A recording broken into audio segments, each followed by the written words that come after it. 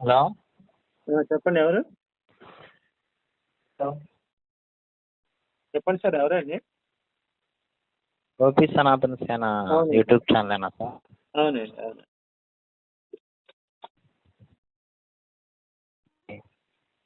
చెప్పండి sir. Hello. చెప్పండి sir వినిపిస్తుంది.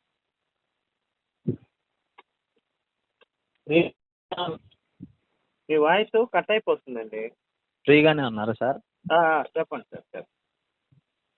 అదే మీతో కొంచెం మాట్లాడాలని నైట్ నుండి ట్రై చేస్తున్నా. మాట్లాడండి. మీరేమో సార్ మీ వాయిస్ కట్ అయిపోతా ఉందండి. సిగ్నల్ లేదనుకుంటా సార్. బయటకు వచ్చి లేకపోతే ఓపెన్ ప్లేస్ సిగ్నల్ ఫుల్ గానే ఉంది సార్. మీకే ప్రాబ్లం అనుకుంటా. మీ అయిపోతుంది. వాయిస్ నాకు క్లారిటీగానే వినిపిస్తుంది. సార్ చెప్పండి చెప్పండి. నాకు కూడా వినపడాలి కదా మరి వాయిస్.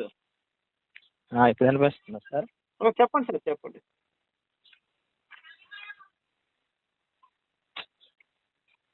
హలో. చెప్పండి సార్, మీరు ఏం చెప్పలేదు త్వరగా చెప్పండి. మీ వీడియోలు చూస్తున్నాను సార్ ఈ మధ్య ఓకే రెగ్యులర్గా. ఓకే సార్ ఓకే అండి. మీరు చెప్పే కొన్ని పాయింట్లు నచ్చాయి, కానీ కొన్ని మాత్రం చాలా వరస్ట్గా అనిపించాయి నాకు. పర్లేదు చెప్పండి సార్, మీ అభిప్రాయం నిర్భయంగా చెప్పండి, ఏం పర్వాలేదు. ఏంటి సార్ ఇప్పుడు మీరేం చెప్పాలనుకుంటున్నారంటే నాకు అర్థం అవట్లేదు. మీరు చెప్పాలనుకున్న కాన్సెప్ట్ ఏంటి? బైబిల్ తప్ప లేదంటే మేరీమాత తప్ప? మీ కాన్సెప్ట్ ఏంటి? అంటే నేను ప్రశ్నించిన దాంట్లో ఏం తప్పు అనిపించింది మీకు? అంటే ఇప్పుడు పర్టికులర్గా బైబిల్ తప్ప అని మీరు క్వశ్చన్ చేస్తున్నారు కదా. హలో. చెప్పండి. బైబిల్లో కొన్ని విషయాలు రాంగ్ అని మీరు అంటున్నారు. లేదు, రెండో విషయం ఏంటంటే బైబిలే బూత్ పుస్తకం అంటున్నారు. మీరు క్రైస్తవులా హిందువులా అండి? నేను ఫస్ట్ క్రైస్తవునే సార్, కానీ కొంత పాస్టర్స్ బిహేవియర్ వల్ల నేను చర్చ్ మానేశాను. ఇప్పుడు ఎటు వెళ్ళట్లేదు ప్రెజెంట్ అయితే. అది మీరు నిజంగా యేసు ప్రభుని నమ్ముకుంటున్నారా, బయటకు వచ్చేసారా? ప్రెజెంట్ అయితే నేను చర్చ్కి వెళ్ళట్లేదు సార్. చర్చికే కానీ కాదండి, నా బైబిల్ గురించి కానీ దేవుని మీద కానీ ఒపీనియన్ అయితే మంచి ఒపీనియన్. రైట్ సార్, అదే నేను అడుగుతున్నా. ఇప్పుడు మనం హిందూ గుడికి వెళ్ళాల్సిన అవసరం లేదు నా ఉద్దేశంలో, ముస్లిం మసీదుకి వెళ్ళాల్సిన పని లేదు, అట్లనే క్రైస్తవుడు చర్చికి వెళ్ళాల్సిన పని లేదు. అంటే మన విశ్వాసం ఉన్నామా లేమా అన్నదే మనకి ఇంపార్టెంట్. అంటే కొన్ని విషయాలు మీరు మాట్లాడి, ఇప్పుడు బైబిల్లో మేరీమాత ఇట్లా తప్పు చేసిందని చెప్పేసి మీరు అన్నారు కదా. అంటే ఆధారాలు చూపించాను కదా, నేను ఊరికే బురదల్లి వదిలేయలేదు కదా.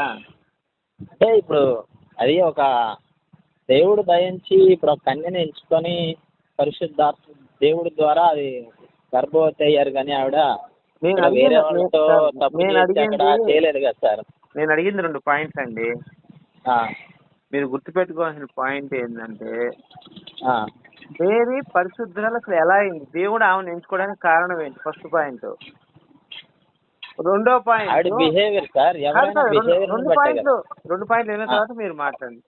రెండో పాయింట్, కన్యగా ఉన్నామని చెరగొట్టి వేరే వాడికి ఇచ్చి పెళ్లి చేయడం ఎంతమడు కరెక్ట్? ఆ పెళ్ళైన వాళ్ళని పెంచుకుంటే సరిపోయేది కదా. పెళ్ళైన స్త్రీనే వెళ్ళి గర్భం చేసి ఆమె పిల్లని పుట్టి సరిపోయేది కదా. ఆమె యొక్క కన్యత్వాన్ని పోగొట్టి మీకు విషయం చెబుతాను సార్. అక్కడ కాన్సెప్ట్ ఏంటంటే దేవుడు ఎన్నుకున్నప్పుడు, ఇప్పుడు ఒకవేళ మ్యారేజ్ అయింది అనుకోండి సార్, పాపం ద్వారానే మనం అందరం పుట్టామని బైబిల్ కాన్సెప్ట్. ఎక్కడుంది సార్, ఒకసారి చెప్పండి. అది ఆదాము అవ్వలో పాపం ద్వారానే కదా సార్ తర్వాత వచ్చింది ఈ జన్మ అంతా. కయ్యను గాని హేబెలు గాని ఈ కాన్సెప్ట్ అంతా దేవుడు శాపానికి గురయ్యారు అంతే. ఇప్పుడు తల్లిదండ్రులు వివాహం అన్నింటిలో గల ఘనమైనది బైబిల్. 5 minutes లో మీకు చేస్తాను కాదండి, వివాహం అన్నింటిలో ఒక నిమిషం, వివాహం అన్నింటిలో గల ఘనమైనది బైబిలే చెప్పిందే. అవునవును. మరి చెప్పినప్పుడు ఇప్పుడు సారాయికి దేవుడు పిల్లల్ని ఇచ్చాడా పాత నిబంధనలో? ఎవరికి? అబ్రహాం భార్యకి, సారాకి. మరి పిల్లలు పుట్టడం తప్పు ఇవన్నీ అయితే దేవుడు వాటిని జన్మదా పాపి అంటే భార్యాభర్తల కలయిక ద్వారా వీళ్ళు పుట్టారంటే భార్యాభర్తలు కలిస్తే పాపం అంటారా మీరు? మేము పాపం అన్నాం కాదు సార్. ఇప్పుడు మనిషి జన్మదా పాపని బైబిల్లోనే ఉంది, మత గ్రంథాల్లోనే ఉంది. సూటిగా సమాధానం చెప్పండి. భార్యాభర్తలు కలిసి పిల్లల కంటే పాపమా మీ దృష్టి, అది బైబిల్ దృష్టిలో? బైబిల్ దృష్టిలో పాపమే కదా సార్ అది. మరి అలాంటి అంటే దేవుడు పాపాన్ని అంటే క్షమిస్తాడు అని పాపం మీరు ద్వారా కాదు కాదండి, పాపం ద్వారా వచ్చింది కాదు. ఒక నిమిషం ఆగండి. దేవుడు పాపాలను చెయ్యమంటాడు అని చెప్పి మీరు చెప్తున్నారా? మరి ఈ లెక్కన ఇదే అవుతుంది. భార్యాభర్తలు అట్లాగా కంటే అసలు పిల్లల్ని నేను కంటే చెప్పే కాన్సెప్ట్ మీకు అర్థం అవ్వాలి. నేను చెప్పిన విషయం మీకు అర్థం అవ్వాలి. చెప్పండి. మనిషి జన్మదా పాపి అని బైబిల్లో ఉంది. భార్యాభర్తల కలయిక అనేది వాళ్ళు ఎప్పుడైతే శాపానికి గురి అయ్యారో ఆ విధంగా పాపం మనిషికి పుట్టుక నుండి అట్లా వచ్చేసిందనే కాన్సెప్ట్ చెప్తున్నాను. ఏమో సార్ మీరు నేను చెప్పని ఇట్లా మీరు నన్ను ఒక మాట చెప్పండి సార్. పిల్లల ద్వారా అంటే పిల్లల్ని కంటే పాపం అని బైబిల్ నుంచి ఎక్కడ నేను చూపించిన రెఫరెన్స్ నేను ఒప్పుకుంటాను. పిల్లల కంటే పాపము అని బైబిల్ ఎక్కడ రెఫరెన్స్ చూపించాను అనుకోండి, ఓకే, అది 100% ఉండదు అసలు. మరి లేనప్పుడు మీ సొంత అభిప్రాయం నాకు ఎలా చెప్తారండి? తప్పు కదా అది. సొంత అభిప్రాయం కాదు సార్ అది. మనిషి పుట్టుక నుండి కూడా పాపం ద్వారా పుట్టాడని బైబిల్లో ఉందంట. ఎక్కడుంది సార్? ఎక్కడుంది మనిషి పాపం ద్వారా పుట్టాడని రిఫరెన్స్ చూపించండి మీరు. నేను పాపంలోనే పుట్టాను, నా పాపంలోనే నా తల్లి నన్ను. అది యోబు గ్రంథంలో అతని గురించి అతను చెప్పుకున్నాడు తప్ప అందరూ పాపులని కాదు. యోబు గ్రంథంలో ఉంటుంది అది. నేను పాపం ద్వారా పుట్టాడని యోబు చెప్పుకున్నాడు అక్కడ. అవును. నేను పుట్టానంటే ఇంక బైబుల్ అందరూ పుట్టినట్టేనా? ఎప్పుడు ఆదాం పుట్టక ముందే, ఆదాం పుట్టిన తర్వాత యోబు పుట్టింది? మరి ఆదాం పుట్టిన తర్వాత యోబు పుట్టింది. ఏమన్నాడు? నేను పాపంలో పుట్టానన్నాడు. ఒక నిమిషం అండి, ఎందుకు సార్ లేనిపోని కొత్త మీరు టాపిక్లు మాట్లాడకండి. ఏమన్నా ఉంటే దయచేసి మీ సొంత వచనాలు మీ దగ్గరే పెట్టుకోండి. బైబిల్లో ఉన్న విషయంగా మీరు మాట్లాడమంది బైబిల్లో కాదండి. పుట్టిన మనుషులంతా కూడా పాపులు. ఎట్లా? తల్లి గర్భం ద్వారా పుట్టిన వాళ్ళు పాపులని మీరు చూపించండి. మీరు చెప్పింది నేను ఒప్పుకుంటాను.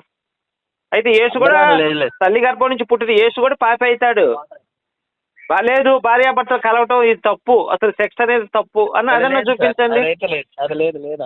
మరి లేనప్పుడు మీ సొంత వచనాలు ఎలా చెప్తారు చెప్పండి సార్? మరి తప్పు కదా. ఏం చెప్తుంది అది కాదు సార్. దేవుడు ఎంచుకున్నప్పుడు ఏంటంటే ఒక కన్యకను ఎంచుకున్నాడు వివాహం కాదు. రీజన్ ఆమెను ఎంచుకున్న రీజన్ ఏంటండి? కన్యకని ఎంచుకున్నాడు సార్. అదే ఆమెనే ఎంచుకోవడానికి కారణం ఏంటి?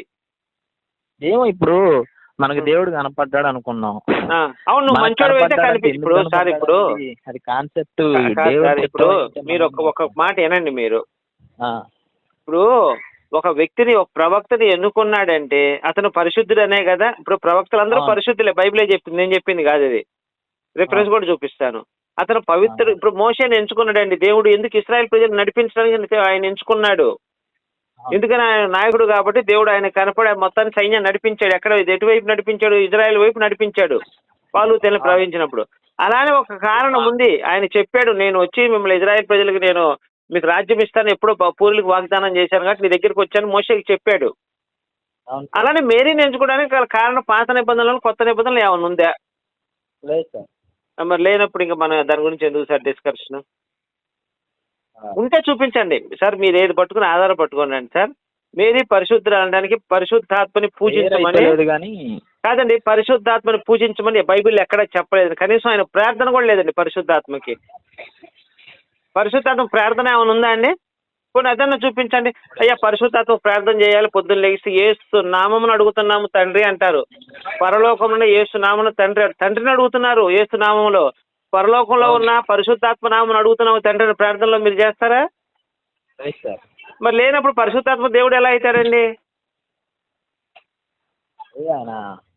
ఆదరణకర్తగా వచ్చాడు కదా సార్. ఎవరండి? పరిశుద్ధాత్ముడు సార్. నేను అడిగా సార్. ఇప్పుడు మేరీకి గర్భం చేసింది పరిశుద్ధాత్మే కదండి. అక్కడక్కడ కార్యాలు జరిగినాయి కదా సార్. నేను అడిగేది మీరు ఒకసారి ప్రశ్న, ఆ ప్రశ్న వినండి సార్. పరిశుద్ధాత్మ దేవుడు అయితే క్లియర్ గా రాయాలి. పరిశుద్ధాత్మ దేవుడు అయ్యే ఈయన పూజించాలి. యెహోవా ఇప్పుడు తండ్రి నామం తండ్రి నామం యేసుని అడుగుతాను. యేసయ్య తండ్రి నామం అడుగుతున్నాము తండ్రి అని చెప్పి అడుగుతారు. యేసు నామం అడుగుతున్నాము తండ్రి అంటారు. అవునా? అలానే పరిశుద్ధ నామం అడుగుతున్నాము తండ్రి అనే ప్రార్థన ఏం చేస్తున్నాడా? లేదు లేదు. మరి ఆయన దేవుడు కాదు. అప్పుడు మీరు ఆలోచించుకోండి. నాతో మాట్లాడి వితండవాదం చేయటం కాదు. ఇప్పుడు పరిశుద్ధాత్మ దేవుడు అయితే క్లియర్ రాసేవాడు. పరిశుద్ధాత్మ దేవుడు ఈయన్ని పూజించాలి, ఈయన నామంలో కూడా అడగాలి అని రాసేవాళ్ళు కదా. అవునవును. ఆ. సర్లేండి, రైట్ సార్, తర్వాత మాట్లాడదాంలేండి. లేదు సార్, మీతో మాట్లాడాలి చాలా విషయాలు. ఇప్పుడు బయటకు వస్తాను నేను, ఒక 5 minutes వెయిట్ చేయండి. సరే, ఒక 5 నిమిషాలు ఆగి చేయండి. సరే సార్. ఓకే. డెప్త్గా